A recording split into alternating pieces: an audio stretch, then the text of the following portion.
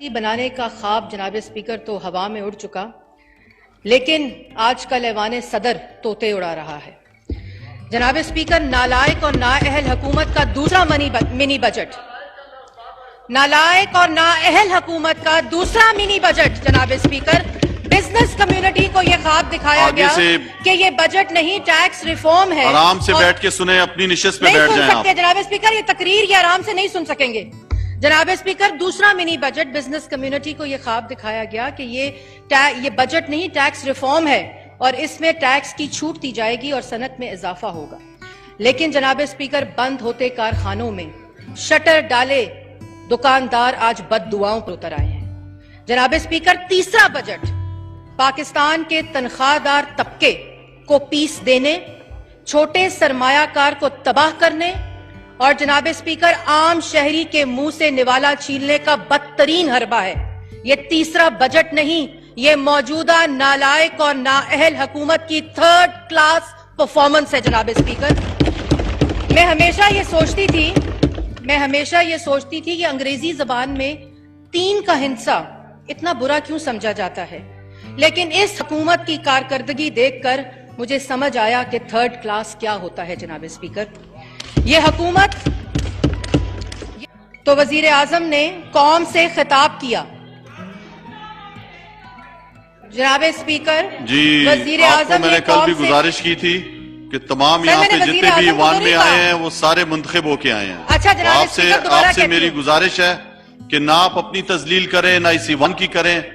یہاں پہ پھر آپ کہتے ہیں کہ اس ایوان کو کیوں لوگ اس طرح برا بلا کہتے ہیں، جب آپ کے اندر بیٹھے ہوئے لوگ اس طرح کے الفاظ استعمال کریں گے تو پھر دوسروں کو بھی آپ موقع دیتے ہیں۔ سر، یہ میری تقریر میں سے ٹائم گیا ہے، آدھا منٹ آپ ایڈ کر دیجئے گا۔ یہ حکومت جب اگست 2018 کو ہینڈ پکڈ ہو کر آئی جناب اسپیکر، تو قوم کے وزیر اعظم نے خطاب کیا، اور قوم کے وزیر اعظم نے خطاب اس ایوان پر نہیں کیا، ٹی وی پر کیا، اور ٹی وی سٹار وزیر اعظم نے پچھلے 10 دن میں 2 خطاب کیے۔ ایک خطاب پر وہ کنٹینر پر چڑھے ہوئے تھے اور اس کا نشانہ یہ اپوزیشن تھی۔ دوسرے خطاب پر وہ کنٹینر سے اترے نہیں اور اس کا نشانہ اس ملک کا سرمایہ دار اور تاجر تھا۔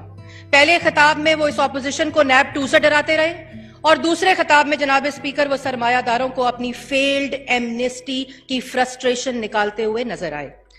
جناب اسپیکر، ایک نااہل، نالائق، ناتجربے کار اور ناکام حکومت کا اس سے بڑا کیا ثبوت ہو سکتا ہے کہ ملک کا وزیر اعظم دھمکیوں پر اتر آیا ہے۔ جناب اسپیکر، اسی پر مجھے فہمیدہ ریاض صاحبہ کا ایک شعر یاد آیا، جس ہاتھ میں خنجر ہے اس ہاتھ کی کمزوری ہر وار سے ثابت ہے۔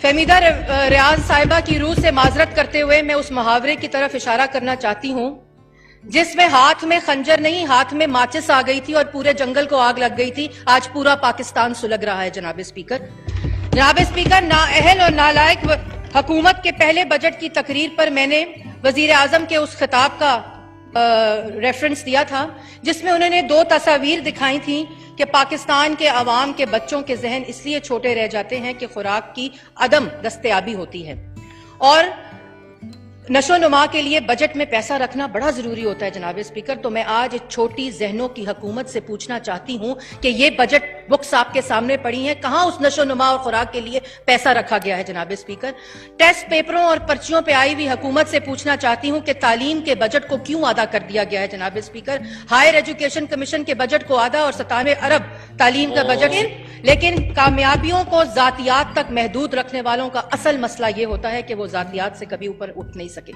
ان کی میں کبھی ہم میں تبدیل نہیں ہو سکی، ان کی تو تڑاخ نے کبھی تہذیب کا لبادہ نہیں اوڑھا۔ جناب اسپیکر، گالم گلوچ بریگیڈ حکومت یہ سمجھتی ہے کہ کنٹینر پر کیے ہوئے وعدے عوام بھول جائے گی، وہ سمجھتے ہیں کہ وہ دعوے عوام بھول جائے گی، لیکن جناب اسپیکر، ہمیں سب یاد ہے ذرا ذرا، تمہیں یاد ہو کہ نہ یاد ہو۔ میں IMF نہیں جاؤں گا، میں اس معیشت کو انڈوں، کٹوں، مرغیوں سے دنیا کی بہترین معیشت بناؤں گا۔ میں گورنر ہاؤس کی دیواروں کو گرا کر میوزیم بناؤں گا۔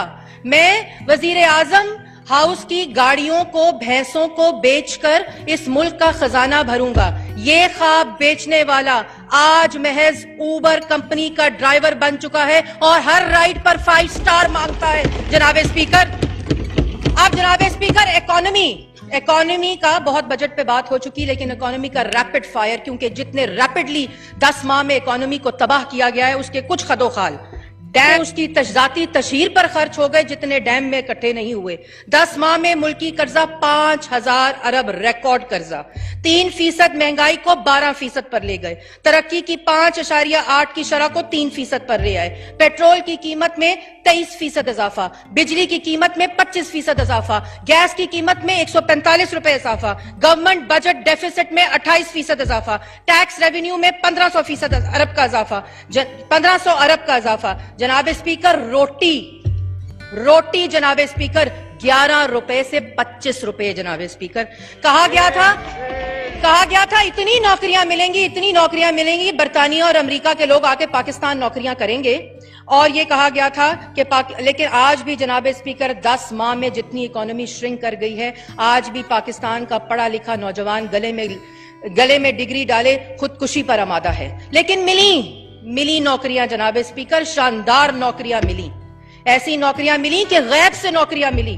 کراچی میں بیٹھے ہوئے کو اسلام آباد کی نوکری ملی، IMF کو نوکری ملی، ہارے ہوئے امیدواروں کو نوکری ملی، بنی گالا کے حلقہ 11 کو نوکری ملی. جناب speaker, because this is the government of friends club of بنی گالا. جناب اسپیکر، اس ایوان کو بے توقیر ہونا تھا جب ہم نے 2018 میں یہ نعرہ لگایا تھا کہ پاکستان کی عوام کی رائے پر ڈاکہ ڈال دیا گیا ہے. تو جناب اسپیکر، عوام کی رائے، آئین اور قانون کی بالادستی، عدلیہ کا وقار، میڈیا کی آزادی جناب اسپیکر، عورتوں کے حقوق، طلبہ تنظیموں کے حقوق تو چوری ہونے ہیں جناب اسپیکر، کیونکہ چور گھر میں آ چکا ہے جناب اسپیکر. یہ ڈاکہ ڈل چکا ہے جناب اسپیکر. لیکن اس ایوان کو آج بے وقت اس لیے ہو رہی ہے کیونکہ ڈی چوک میں کھڑے ہوئے شخص نے اس ایوان کو گالی دی، اس شخص نے اس ایوان کی حرمت پر حملہ کیا. جناب اسپیکر، اس ایوان کی ان چیلنج سپریمیسی کو چیلنج کیا جناب اسپیکر، اور آج وہ اس اسمبلی کا قائد ایوان ہے، اور اس ایوان کا حقیقی ترجمان، اس ایوان کا حقیقی نمائندہ، اس عوام کے دلوں کی دھڑکن وزیر اعظم نواز شریف آج کوٹ لکھپت جیل کی کال کوٹری میں ہے. اس شخص کو توڑنے کے لیے ہر با استعمال کیا گیا، ہر جھوٹا اور چھوٹا وار کیا گیا جناب اسپیکر. اقامے کی کہانیوں سے لے کر کبھی 600 ارب کی منی لانڈرنگ، کبھی 200 ارب کی منی لانڈرنگ، اور پینما کا پہاڑ کھڑا کیا، اور جب پہاڑ کو کھودا کیا گیا تو لیونگ بیونڈ ایسٹس کا چوہا نکلا جناب اسپیکر. لیکن میرا سلام ہے کوٹ لکھپت کے اس قیدی کو جو اس حکومت کے، اس وزیر اعظم کے ہر چھوٹے اور جھوٹے اور کوشش کے وار کے باوجود ثابت قدم کھڑا ہے، ڈٹ کر کھڑا ہے. نہ وہ ٹوٹا ہے، نہ وہ بکھرا ہے، نہ تو وہ پاکستان وہ -1 کے فارمولے کے آگے جھکا ہے جناب اسپیکر. یہ حادثات نہ سمجھے، ابھی پست ہوں میں، شکستہ ہو کے بھی ناقابل شکست ہوں میں الحمدللہ.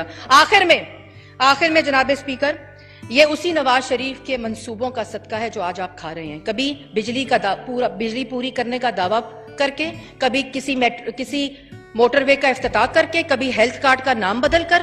جناب اسپیکر، آپ کو حکومت میں لانے کے بھی لیے نواز شریف کو جیل میں ڈالنا پڑتا ہے، آپ کو حکومت نالائق چلانے کے لیے بھی نواز شریف کو جیل میں ڈالنا پڑتا ہے، کیونکہ 1700 کلومیٹر جیسی 1 کلومیٹر سڑک نہیں بنتی، 11,000 میگا واٹ بجلی جیسا 1 میگا واٹ سسٹم میں ڈالا نہیں جاتا. 3 میٹرو پنجاب میں شہباز شریف کے مقابلے میں بنی ہوئی 1 کھرب کے کھودے ہوئے کھڈے کی BRT پشاور میں چلائی نہیں جاتی. آخری لائن جناب اسپیکر، آپ کی اور آپ کی نیب کی فرسٹریشن کا یہ عالم ہے کہ آپ کو رات کے 12 بجے ایک نئی JIT نیب 2 کی شکل میں کھڑی کرنی پڑتی ہے. نیب فیل، FIA فیل، ایسٹ ریکوری یونٹ فیل، اور اب یہ نیب 2 بھی انشاءاللہ فیل ہوگی، کیونکہ اصل میں ہینڈ پکڈ وزیر اعظم فیل. ایک ابھرتا ہوا جناب اسپیکر، آخر میں ایک ابھرتا ہوا روشن. اور جناب اسپیکر، اگر آپ مجھے 1 منٹ دے دیں، یہ عوام کے ساتھ بڑی زیادتی ہوگی. 1 منٹ، آپ کو زیادہ ٹائم دیا ہے. 1 منٹ، یہ اگلے میرے ممبر کا ٹائم لے لیں. بولیں، جلدی ختم کریں اپنی بات کو. جلدی. جی، آخری منٹ. آپ کو رد الفساد، ضرب عضب، کراچی آپریشن اور کی وجہ سے پاک دہشت گردی سے پاک پاکستان ملا.